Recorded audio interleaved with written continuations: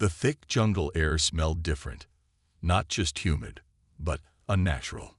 Daniel Carter crouched behind a fallen tree, gripping his knife. His instincts screamed that something was watching him. He had survived war zones, deep space battles, and alien ambushes, but this place, this unknown jungle moon, felt worse. His ship had crashed here 3 days ago. No food, no way off, and no signs of rescue. Then they appeared. 2 figures emerged from the thick purple mist, moving with an unnatural grace. They were tall, easily 6.5 feet, with sleek, athletic bodies. Their skin had a faint glow, like polished metal under moonlight. One had deep sapphire blue skin, while the other shimmered in a rich violet hue. Their piercing eyes locked onto him, and he felt like prey caught in a hunter's gaze. "Human," the blue one said. Her voice was smooth, almost hypnotic. "You're stranded, yes." Daniel didn't lower his knife. "Who are you?" "We are Mara and Silas," the violet one replied. "We can help you." Help. That word should have eased his nerves, but something about their posture, the way they didn't blink, made his gut tighten. His training had taught him to read people. These weren't just any aliens. They were warriors. "How do I know this isn't a trap?" he asked, taking a slow step back. Myra tilted her head, a ghost of a smirk on her lips. "If it were, would you have a choice?" His grip on the knife tightened. He was fast, but they looked faster. The smart move was to play along. For now. "Fine," he said. "Take me to your ship." They led him through the jungle, moving soundlessly, their bodies blending with the shadows. He noticed how they avoided certain patches of ground. Traps. These women were hunters, trained to move in an environment built for killing. Then the jungle opened up. Before him stood a sleek, futuristic ship, black as midnight, with glowing white veins running along its surface. It looked like something grown, not built. The ramp descended with a hiss, and a warm, inviting glow poured from within. As he stepped inside, his breath caught. The ship's interior was luxurious. Soft seats, intricate gold patterns lining the walls, and a faint, intoxicating scent in the air. It felt more like a royal palace than a warrior's vessel. Silas gestured to a seat. "Rest. You must be tired." Daniel sat, but his muscles stayed tense. Something was wrong. Why were warriors treating him like a guest? He scanned the room. No weapons in sight. But the doors. They had no handles. Myra leaned against the wall, her piercing eyes never leaving him. "You are the first human we've encountered this deep in the outer rings." Daniel played along. "Lucky me." "Yes." Myra smiled. "Lucky." The way she said it sent a cold chill down his spine. Silas placed a glass of deep red liquid in front of him. "Drink. It will restore your strength." He didn't touch it. Instead, he glanced at a shimmering display near the wall. A holographic screen, flickering with alien symbols. He couldn't read it, but the images, they sent a chill through his bones. The first was a human man, standing exactly where he sat. The second was the same man, but his head was missing. Daniel's heartbeat hammered. He looked at the women again, calm, waiting, the way a predator watches its prey. He had walked into a trap. Daniel's breath was steady, but his mind raced. He had been in dangerous situations before, but this was different. He was alone, on an alien ship, surrounded by 2 women who weren't just warriors. They were hunters. He leaned back in his seat, pretending to be at ease, but his fingers slowly curled around the edge of the armrest. It was smooth, metallic, not a weapon, but if things went bad, he'd have to use whatever he could.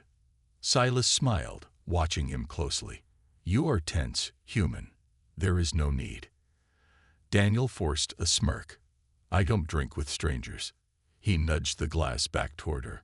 Her violet eyes flickered with something unreadable. "Cautious. That's good."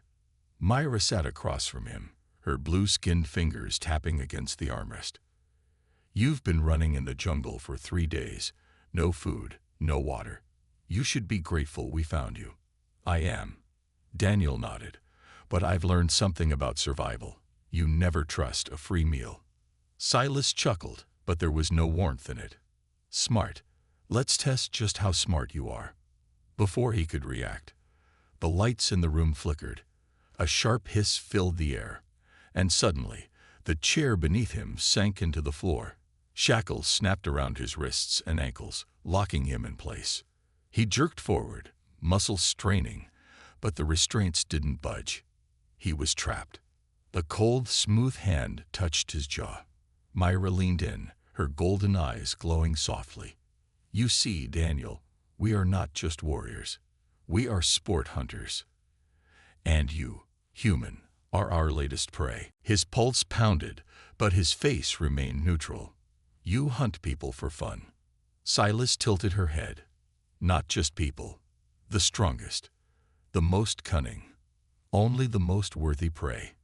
Daniel exhaled slowly, forcing his mind to stay clear. He had to think fast. And what happens if I win? That made both of them pause. Myra exchanged a glance with Silas, then smiled. No human has ever won. Then maybe it's time for a first. Silas tapped the panel beside her, and suddenly the shackles released.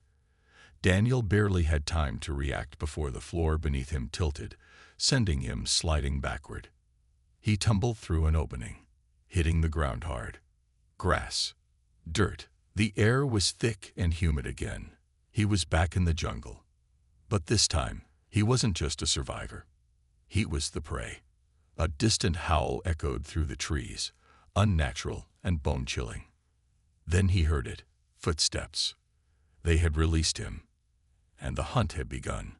Daniel landed hard, rolling through the damp jungle floor as the metallic door behind him sealed shut. He barely had time to breathe before a deep, guttural howl echoed through the trees. They had released something else. Adrenaline surged through his veins. His military training took over. Assess, adapt, survive. He was the prey in this twisted game, but he wasn't going down without a fight. The jungle was alive with unnatural sounds.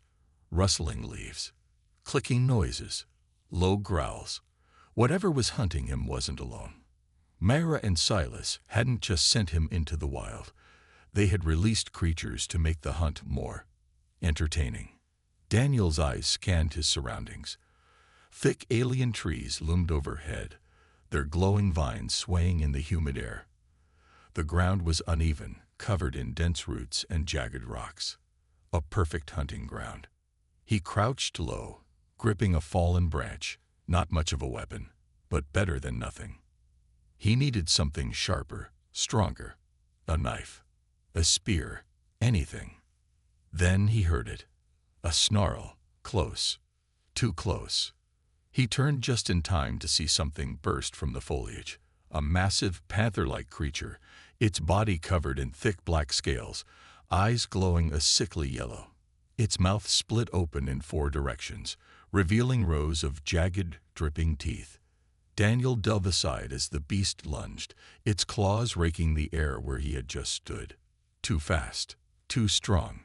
He had to think. The creature spun, locking onto him again. It was hunting him, just as Myra and Silas were. Daniel didn't run. Running was what prey did. Instead, he charged. The move startled the creature. It hesitated, just for a second. But that was all he needed. Daniel slammed the branch into its eye, shoving with all his strength. The beast let out a horrible screech, rearing back in pain. He didn't wait. He grabbed a sharp rock from the ground and drove it into the beast's throat. Hot, thick liquid sprayed his arms as the creature gurgled, its body convulsing before it collapsed. Daniel backed away, breathing hard. His heart pounded. His arms were shaking. He had won. But the real fight was just beginning. A slow clap echoed from above.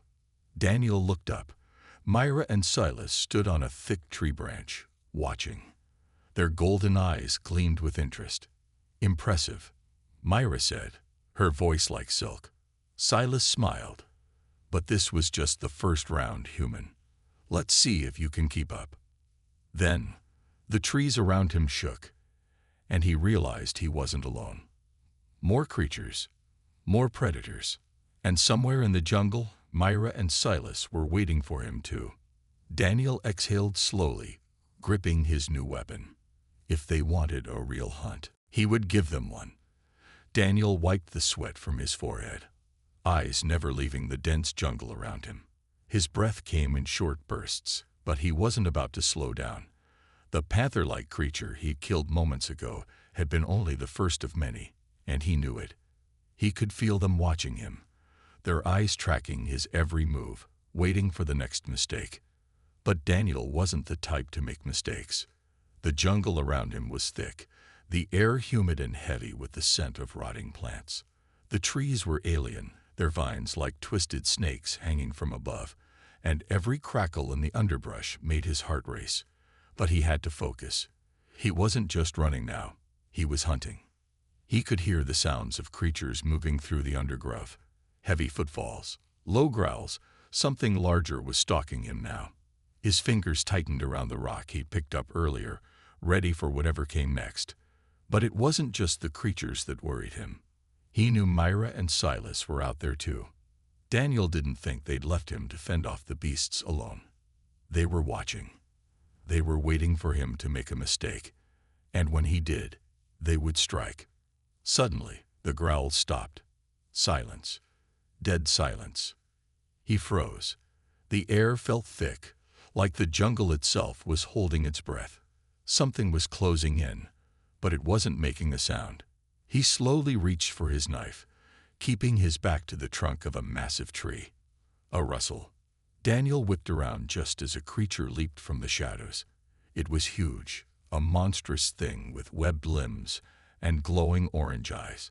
It had the body of a spider but the head of a serpent, long fangs dripping venom. It screeched as it lunged for him, its fangs snapping just inches from his face.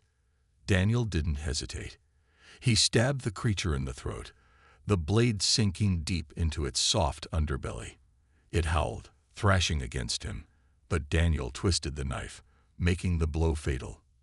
The creature's body went limp, crashing to the ground with a sickening thud. He stood over it, panting. The fight was over, for now.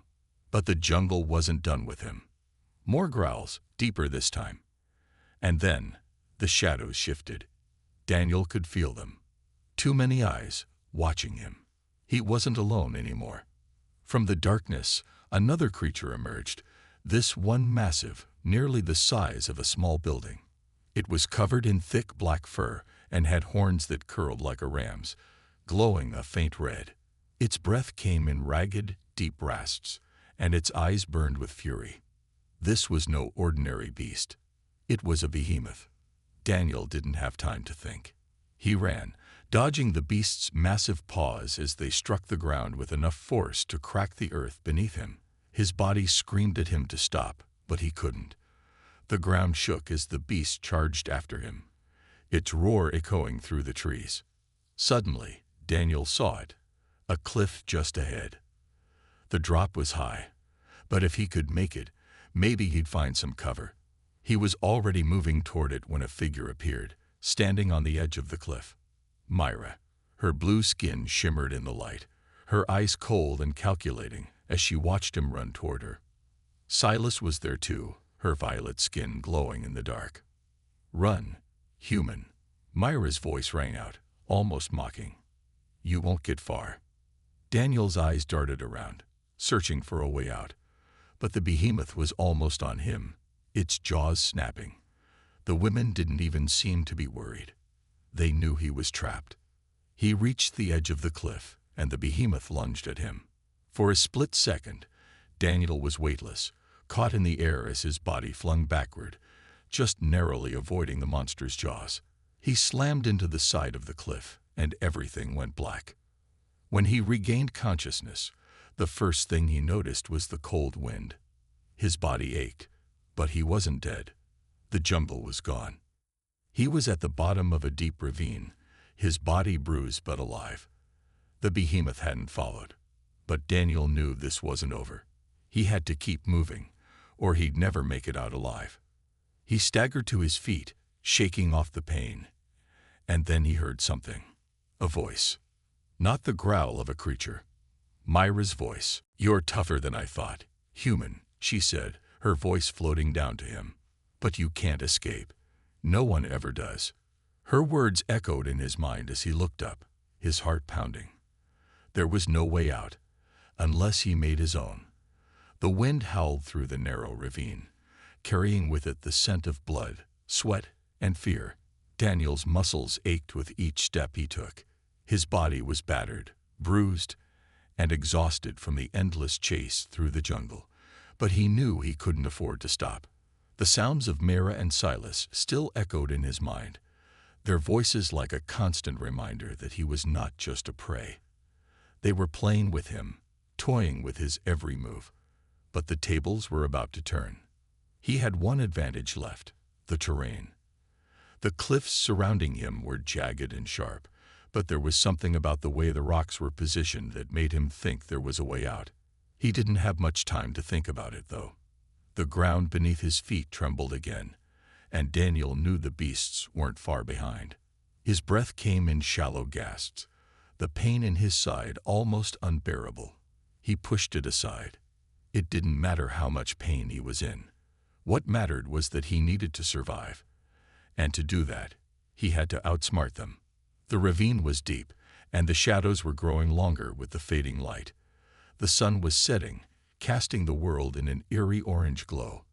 His eyes scanned the cliffs, looking for any weaknesses. That's when he saw it, a narrow crevice that could lead up to the top of the ravine. It was his only chance. With a grunt, Daniel forced himself up, climbing the sharp rocks as the distant growls of the beasts grew louder. He could hear their massive feet thundering across the ground, growing closer. He had no time to waste. His fingers slipped a few times as he climbed, the jagged rocks cutting into his skin.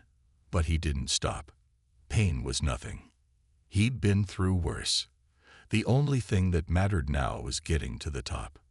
As he reached the edge, he could see the dark sky above him, the stars just beginning to twinkle. But his relief was short-lived. Myra and Silas were waiting for him. "You really think you can escape, human?" Myra's voice was colder than he had ever heard it. She was standing at the top of the ravine, her eyes glowing with amusement. Silas was beside her, her arms crossed, a faint smirk on her lips. Daniel's heart pounded in his chest as he scrambled to his feet, his eyes darting between the two alien women. He knew this was it. This was the moment that would decide everything. "You've had your fun, Myra." "Silas," Daniel said, his voice hoarse but determined. "But I'm done running. This is where it ends." Myra laughed, a low, seductive sound that sent a chill down his spine. "You think you can defeat us. You've survived longer than any other, but that doesn't mean you've won. We're not done with you yet." She took a step forward, and Daniel's instincts screamed at him to move, but it was too late. The air around him seemed to shift, and suddenly Myra was there, right in front of him. Before he could react, her hand shot out, grabbing his wrist with inhuman strength. She twisted it, forcing him to his knees. "You've been a fascinating specimen, human," she whispered, her lips brushing against his ear. "But this is where your story ends. You've brought us entertainment, but now we will take our prize." Daniel gritted his teeth, the pain in his arm unbearable. He tried to pull away, but her grip tightened. There was no way he could win this fight, not against their power, not against the forces they controlled. But then he felt it. The shift, the change in the air. A spark of defiance burned inside him. "You think you've won, don't you?" Daniel said through clenched teeth. "You think because you've caught me, you've beaten me. But you haven't. You've underestimated one thing: me." Myra's smirk faltered, but she didn't let go. "What are you talking about?" Daniel's lips curved into a grin despite the pain. "You wanted to see if I could survive. You wanted to break me. But you've only made me stronger. You wanted a hunt, But what you didn't realize was that I am the hunt." In an instant, Daniel shifted his weight, pulling Myra off balance.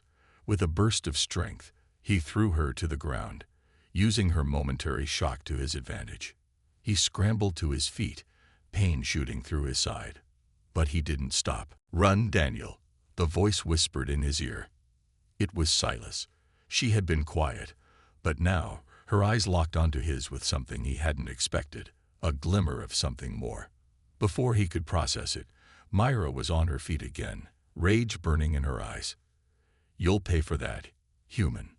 But before she could make a move, Daniel turned, his gaze never leaving Silas. She stepped aside, giving him a clear path toward the distant edge of the cliff. Daniel didn't need any more words. He ran, the wind pushing against him as he made his way to the top of the cliff. Behind him, the sounds of Myra's rage echoed, but this time they weren't the sounds of victory. They were the sounds of defeat. At the top, Daniel turned to face them one last time. Silas was standing there, watching him with unreadable eyes. "You could have killed me," Daniel said, his voice low but steady. "But you didn't. Why?" Silas didn't answer right away. She just looked at him, as if weighing something in her mind. Finally, she spoke. "Because you're not just another human," she said softly. "You're something more. And I think I've seen that now." Daniel's heart skipped a beat.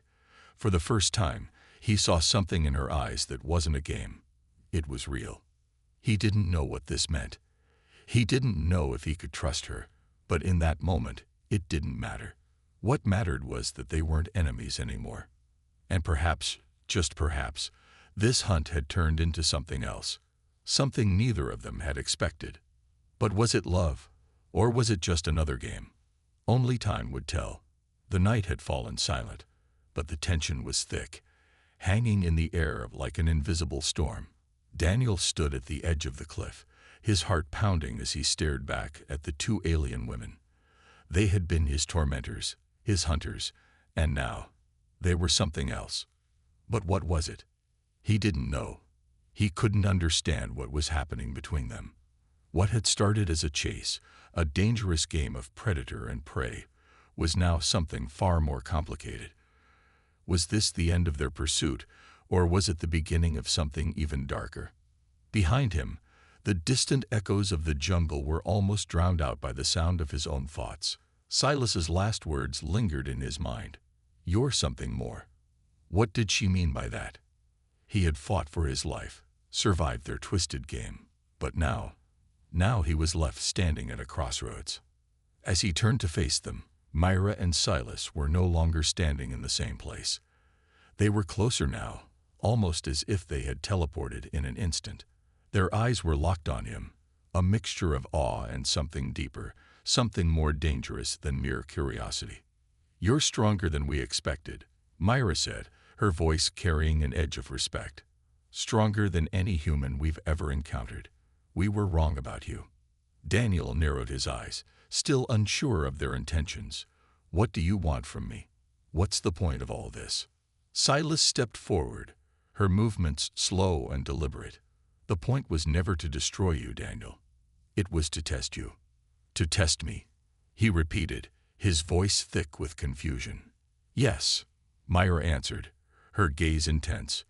"We wanted to see how far you could go, how much pain you could endure, how much you could overcome. And now we know. You're not just another human. You're something else." Daniel's fists clenched at his sides. He had endured their game, survived their cruel tests, but they didn't seem to understand. They were still playing games, just with different rules now. "You think this is some kind of test? That's all this was to you, a game?"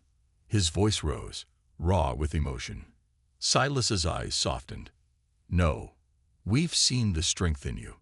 We've seen what you're capable of. What if we told you that the war you think is coming, the one you've been caught in, it's only the beginning?" Daniel's breath caught. He felt a cold chill run down his spine. "The war? What are you talking about?" he asked, trying to keep his voice steady. Myra stepped forward, her face serious for the first time. There are forces out there that even we can't control. Forces that threaten not just us, but everything we've built. The Council, the Empire, they've been hiding the truth. But you could be the key to stopping it all. Daniel felt a pang of disbelief. This couldn't be happening. After everything he had been through, after everything they had put him through, now they were asking him for help. You want me to fight for you? After all this? He spat, the bitterness in his words clear. You've made me your plaything, and now you expect me to help you. Silas's gaze softened even more, a hint of regret flickering in her eyes. We've learned from you, Daniel. And we're asking for your help because we know you have what it takes. We underestimated you, but we don't anymore. You're the one who can stop the war. You're the one who can change the future. Daniel took a step back, his mind racing. He didn't know what to believe. These women had been his enemies, his hunters, and now they were asking for his help. Were they being honest, or was this just another twist in their cruel game? But something in Silas's eyes, in the way she looked at him, made him hesitate. Was there something more to their story? Something deeper than the games they had played? I don't know what to think, Daniel admitted, his voice low. You've made it clear that I'm a part of something much bigger than I ever imagined, but that doesn't change the fact that you've been playing with my life. Myra's expression hardened, but Silas stepped forward once more, this time touching his arm gently. We're not asking for your forgiveness, Daniel. We're asking for your help because we can't do it without you. This isn't just about us. It's about everything you care about. The fate of your world is at stake. The weight of her words hit Daniel like a hammer. His mind flashed back to everything he had learned. About the war, the conflict, the threat that loomed over them all. He had seen what these alien forces were capable of. He had fought them. And yet, somehow, he felt something shift. The rage, the pain, the distrust, they were still there, but something else had taken root. Something deeper. I'll help you, he said, his voice steady now. But on one condition. This is no longer your game. This is real. I won't be your pawn anymore. If we do this, we do it together. Myra and Silas exchanged a glance, and for the first time, they both nodded. Together, Myra said softly. The words were spoken. The decision was made. In that moment, Daniel realized that this wasn't just the end of their story. It was the beginning of something much greater. The war wasn't over, and the threat wasn't gone. But now, he wasn't alone. They would fight together. And this time, the hunt would be on their terms.